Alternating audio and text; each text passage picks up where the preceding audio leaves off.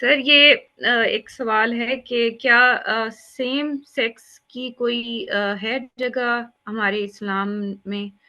اگر نہیں ہے تو اللہ تعالیٰ نے گے اور اس طرح کی کریشن کیوں پیدا کی ہے؟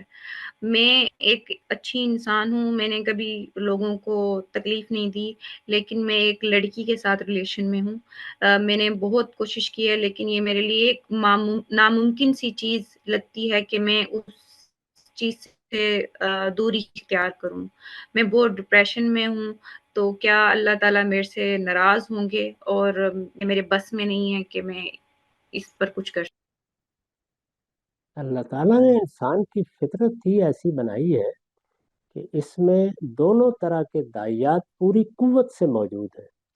اس کو دیکھیے، خود قرآن مجید نے بیان کیا ہے، ارشاد فرمایا ہے وَنَفْسٍ وَمَا سَوَّاهَا فَأَلْهَمَهَا فُجُورَهَا وَتَقْوَاهَا۔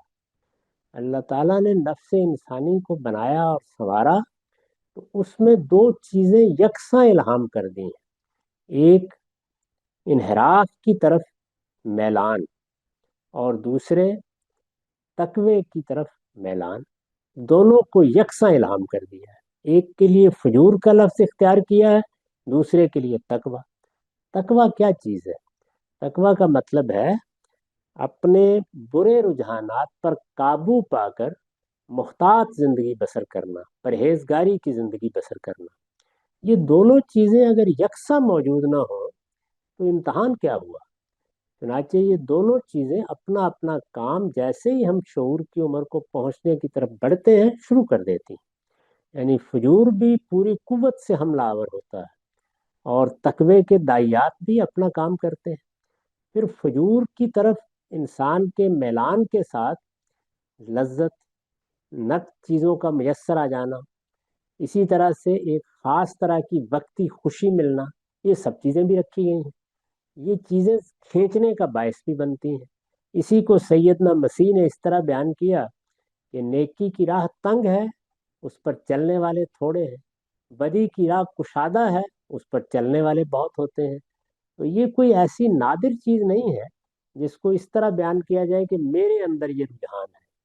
کسی کے اندر چوری کا رجحان ہوگا، کسی کے اندر دوسروں کا مال لے کر اسی پر زندگی بسر کرنے کا رجحان ہوگا۔ یہ سب وہ انحرافات ہیں جو کہیں حق تلفی کی صورت میں، کسی جگہ لوگوں کے خلاف زیادتی کی صورت میں، اور کہیں فواہش کی طرف میلان کی صورت میں سامنے آتے ہیں۔ فواہش کی طرف میلان کا معاملہ اس لحاظ سے بھی بہت سنگین ہوتا ہے کہ اس میں بالعموم چیزیں چھپی رہتی ہیں۔ یعنی انسان کو اس دنیا میں جو ذرا دوسروں کے سامنے جانے، رسوا ہو جانے، دوسروں کی نگاہوں میں کمتر محسوس کرنے کے مسائل درپیش ہیں، ان سے بھی بالعموم نجات رہتی ہے۔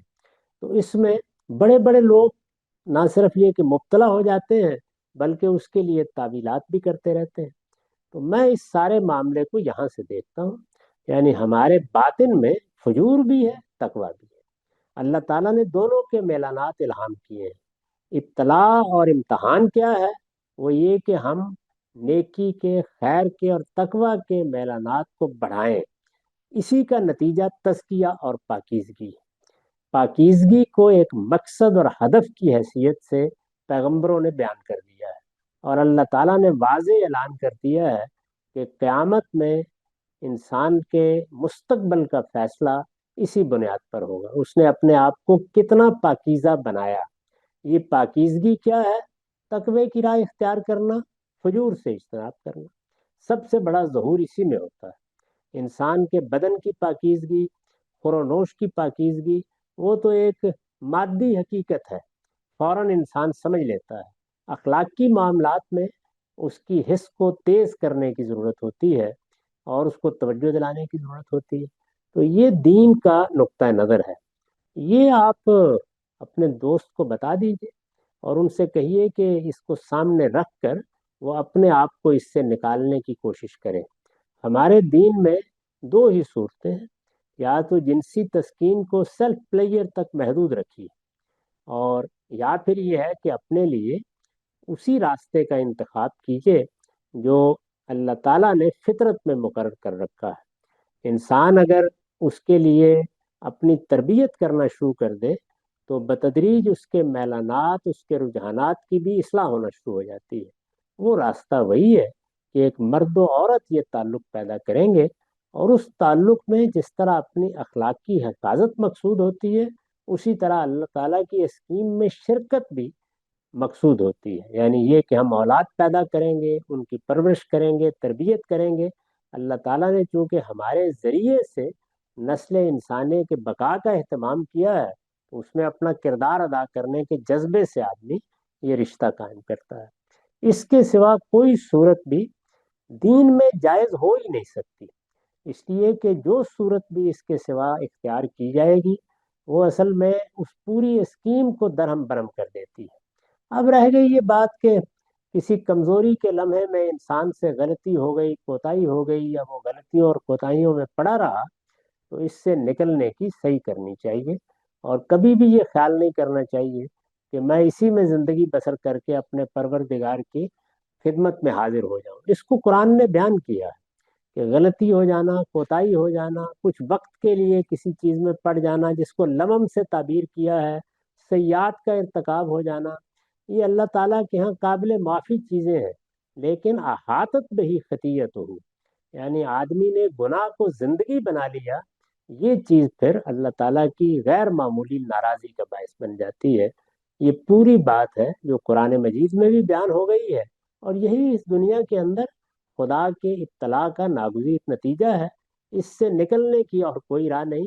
انسان تو بعض اوقات اپنے انہی میلانات کے اثر میں ایسے آ جاتا ہے کہ آپ ذرا ان لوگوں سے ملیے جو کسی نشے کے عادی ہو جاتے ہیں، یعنی وہ بھی یہی کہتے ہیں کہ ہمارے لیے اس کو چھوڑنا ممکن ہی نہیں ہے، لیکن اس کے بدیہی نتائج وہ بھی دیکھ رہے ہوتے ہیں کہ دنیا ہی میں کیا نکل آتے ہیں، اور ہم بھی دیکھ رہے ہوتے ہیں۔ تو اسی طرح کچھ نتائج دنیا میں نکل آتے ہیں، کچھ آخرت میں نکلنے ہیں۔ ان نتائج کو نکلنے سے روکا نہیں جا سکتا، ان کو البتہ آپ نکلنے سے روکنے کا وہ طریقہ اختیار کر سکتے ہیں جو طریقہ اللہ نے بتایا ہے، کہ اللہ کو زیادہ سے زیادہ یاد کیا جائے، اس کی کتاب پڑھی جائے، اس طرح کے رجحانات اور میلانات کی طرف لے جانے والی چیزوں سے اپنے تعلقات منقطع کیے جائیں۔